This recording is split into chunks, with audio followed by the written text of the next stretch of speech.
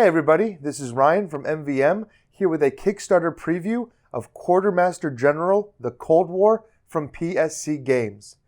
This is the next game in the Quartermaster General line, and it does share a lot in common with its predecessors.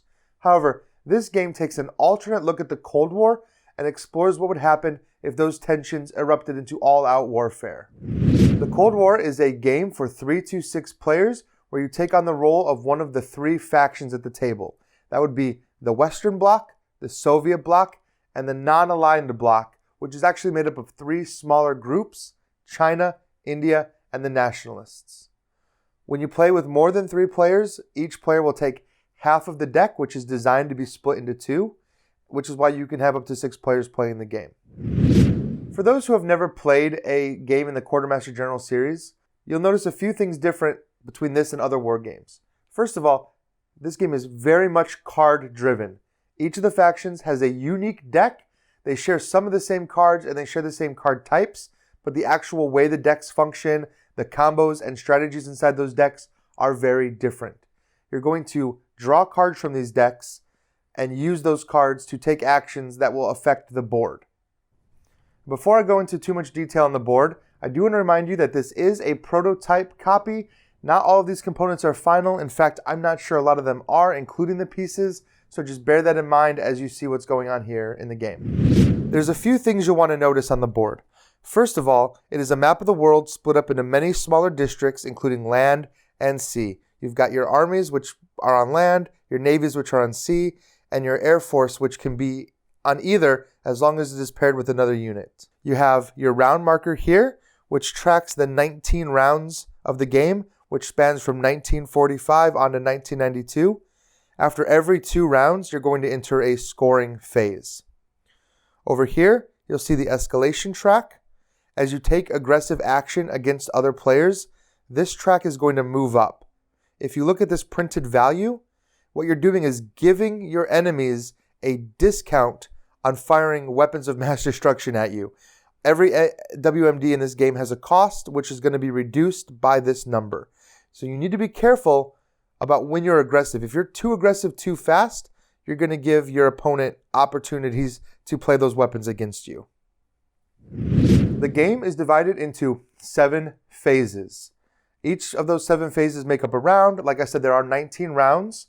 The game can end early if one player is 20 points ahead of the lowest player, which we'll talk about in a second. But before that, I want to break down these 7 rounds. The first step of the game is the begin turn step, which triggers some cards that might be played in front of you. During the game, you will have played these espionage cards face down. Some of these cards tell you to flip them over during your begin turn phase. They give special effects that are going to manipulate the board, and they're used to trick and trap your opponent. After the begin turn phase, you're going to move on to the air step. During this step, if you have an air power card in your hand, you can use this card to either deploy an Air Force unit onto the board or to eliminate an enemy unit that either shares a space or is adjacent to your Air Force. But keep in mind, this does create that escalation I talked about earlier. If you use an airstrike, you move your token forward, it makes their WMDs a little cheaper to play against you. After the air step is the action step, and this is where the real meat of the game takes place. Every player is going to have 7 cards in their hand, and they'll be able to choose one and play that as their action for that round. Every faction has the same basic actions, but what their cards do are always a little bit different. After your action is complete, you're going to look at the board and make sure that all of your units are in supply. What this means is that that unit can trace an uninterrupted line of control back to the nearest supply point. If you'd like, you can actually discard a card from your hand to keep a unit in supply when it normally would not be in supply. This is great for when you have a unit that is abandoned somewhere, but you really need to keep a foothold in the enemy territory. After the supply step, you're going to have the option to just discard a card from your hand if you don't like it. Just discard it out because you're about to draw back up to 7 cards. However, before that, you'll have the option to play a face-down espionage card. In order to play a face-down espionage card, you must also discard another card from your hand. So you're going to be going through this deck pretty quick as you play this game. When the deck runs out, you're out of options. You don't get to reshuffle and start going through your deck again. At the end of your turn, you'll check how many cards you have left in your hand, and you will draw back up to 7 cards. Once you do that, your turn is over, it moves on to the next faction, and play will continue like that in a clockwise order. An interesting thing about this game is that there is no forced combat. When you end your turn, if you are sharing a space with another enemy, kind of like here in Germany, combat does not automatically happen. The only way for combat to happen is for you to play a land battle card during your turn. When a land battle card is played, combat is very simple. You actually just remove the opponent's army from that same space. However, the enemy does have a chance to react. If they have an Air Force unit on that space or adjacent, they can intercept the attack. You can actually remove your Air Force instead and save your army. If the Western Bloc also had an Air Force, when they removed theirs, Western Bloc could remove theirs, and it would actually continue on until no one could remove Air Force or until the piece is taken off the board. That is the only way that combat actually happens in this game. You can go through whole games with people holding onto those combat cards, waiting for the right moment to play them. After everyone has taken their turn, you're going to move up the round marker and either take another action round or enter into a scoring round.